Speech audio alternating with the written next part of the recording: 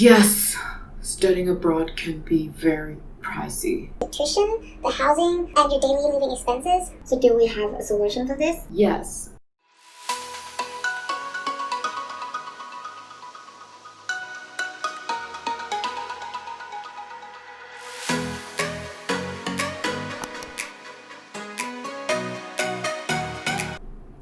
What's up, y'all? Welcome back to my channel, Zhuyi, and my name is Zhu. First of all, I would like to thank you all for your support for my first video. All of your comments and suggestions gave me the greatest encouragement ever, and I really appreciate them. So thank you all so much. And if you haven't, please check out my first video. I'll put the link down in the description box, okay? Now, let's get to the point. A lot of you have asked me how I learned this language, that language, or how I should learn this language, that language, or what is the best way to learn a language. And by the way, thank you all so much for your questions. So I decided to make a series about different ways of learning languages. And today, in the first episode, I would like to share with you guys about one of the language learning options that I consider very effective, which is learning a foreign language abroad. Which means you're going to travel to a foreign country to learn its language. Personally, I think this is one of the most effective options. However, it doesn't mean that everything about it is good. So today I'm going to talk about the pros and cons of learning a foreign language abroad. And feel free to take this as a reference if you're considering this option. In September 2019, I signed up for the Chinese language program at Shanghai University in Shanghai, China. I'm still currently on the program, even though I'm no longer in China. Therefore, I'm speaking from my own experience and my own perspective only. If you're also on a language program abroad, feel free to share stories. First, let's find out why I think this is an effective option. The first thing is you'll be learning from native teachers who most of the time have knowledge and deep understanding about the language, as well as decent teaching skills. They know about the writing system, the vocabulary, and the grammar, as well as how, when, and where to use them. And of course, they do have the standard pronunciation. Especially if you're a beginner, they can definitely help you develop the correct pronunciation right from the beginning, which I think is super important. So you're not on the program alone. You also have classmates who come from different cultures around the world who share the same goals as you. You guys can learn from each other, practice and improve together. You can also introduce about your cultures to your classmates as well as learn about their cultures. I think this is one of the greatest motivation because you know that you're not alone. If you're struggling, there are other people who are also struggling. If you're learning a language but can't really find any good opportunities to practice and improve it, then going abroad would be an ideal option. Why? You will be surrounded by native speakers of that language, and the language itself, you'll encounter the language more often. You're gonna get to hear the pronunciation, different types of accents, and the daily conversations of the local people. Also, you're going to encounter the writing system more often. For example, on the signs on the streets, or in the mall, in the restaurants, or on the TV, etc. Slowly, you will start getting used to the language and might be able to pick up the language more quickly. A country has a lot of different cities and provinces. Each city or province has their own culture as well. So you're gonna get to travel to a lot of different places in the country and learn about their culture. We learn a language in order to communicate with everyone and with native speakers in particular. So understanding their culture is an important part of communication because language is also part of a culture. Knowing when, where, or how to use certain words, phrases, or sentences, knowing what you should and should not do in certain contexts, or knowing what to follow and what to avoid would be really helpful for your communication. When you get used to all of these, you can use the language more easily and naturally, which I think is the ultimate goal of learning a language. Of course, nothing is perfect. I said this is one of the most effective options doesn't mean everything about it is good. What should you consider carefully before deciding to learn a foreign language abroad? What difficulties can you encounter? And what are the solutions? Let's find out. Yes, studying abroad can be very pricey. For sure. You have to take care of the tuition, the housing, and your daily living expenses. And sometimes, the currency difference can be a problem. So I'll be honest, if you're on a budget and can't really afford to study abroad, this might not be an ideal option for you. So do we have a solution for this? Yes. Not entirely, but yes, we do. You can look for scholarships.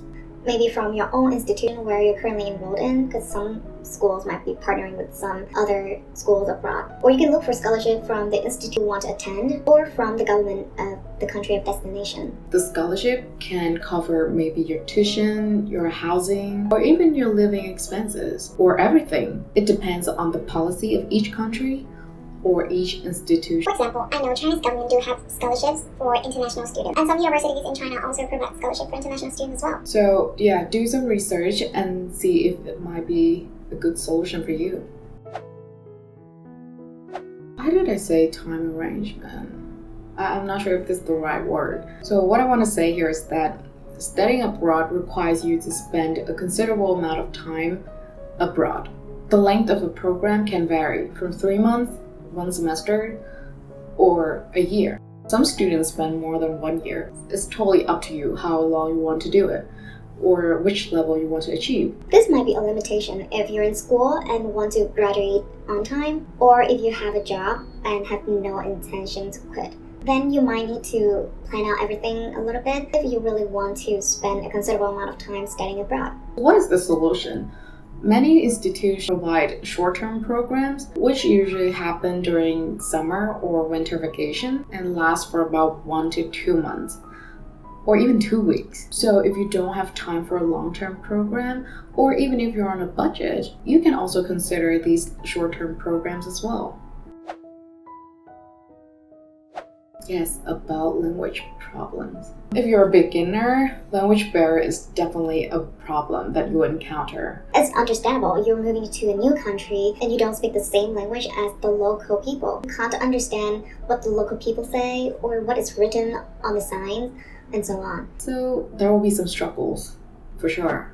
If you're a beginner and don't speak English, well, normally most of the language programs are taught in English, since it's one of the most common language in the world. If you don't speak English and the local language, and you're at the very beginning level, you might encounter some difficulties in class. Such as trying to understand the learning materials, trying to understand what the teachers say, and sometimes communicating with your classmates, if you guys don't speak the same languages. So when you bump into these difficulties, the dictionary is your best friend.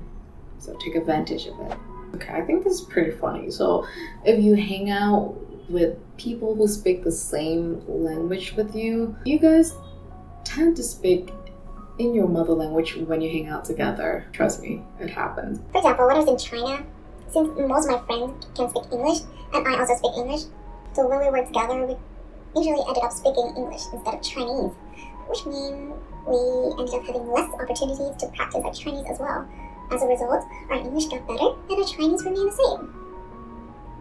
Or worse.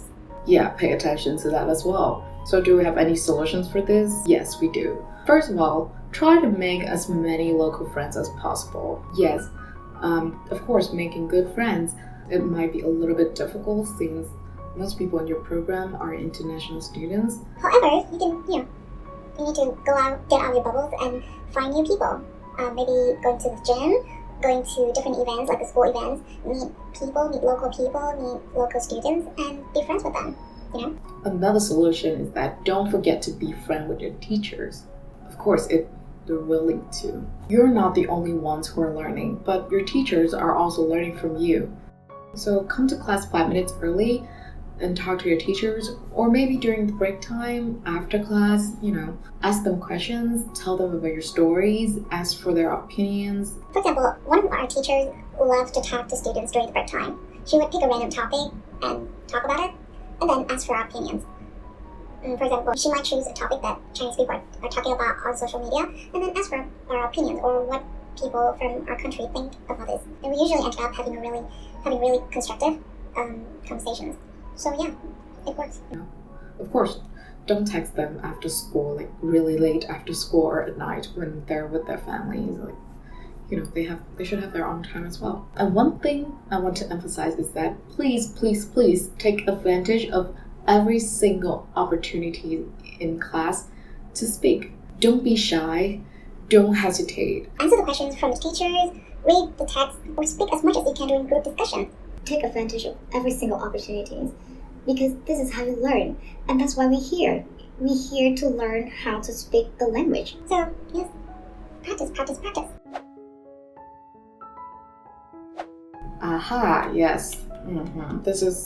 These two are the most common problems that people usually encounter when they're abroad. And it's reasonable, it's understandable, because everything changes. The time zone, the weather, the food, the culture, or the customs. You can't just expect everything to be exactly the same as in your home country. You can't expect everything to go smoothly the way you expect it to be. There will be difficulties and struggles, and we need to learn how to deal with them. And of course, if you need help, go look for help. Maybe from your teachers, from your friends, from your classmates, from your communities, or from your embassies. There are people who are willing to help you as long as you ask them. To sum up, I think learning a language abroad is definitely an effective option if you want to learn and improve your language skills. But there are many things to consider carefully before making decisions, such as your time, your budget, or your level of proficiency. So, do you think learning a language abroad would be an ideal option for you? If yes, I hope everything goes smoothly for you. And if no, no worries. There are other options as well. So I'm gonna share some other language learning options for you to consider in my next videos of this series. And of course, they're from my own experience as well. So please look forward to them. Thank you so much for watching, and I hope this video is helpful for you. If you have any questions or any ideas for my next videos, please comment down below. If you enjoyed this video, please give it a thumbs up, and don't forget to hit the subscribe button and the notification bell to get new video updates. And I'll see you in my next video. Bye!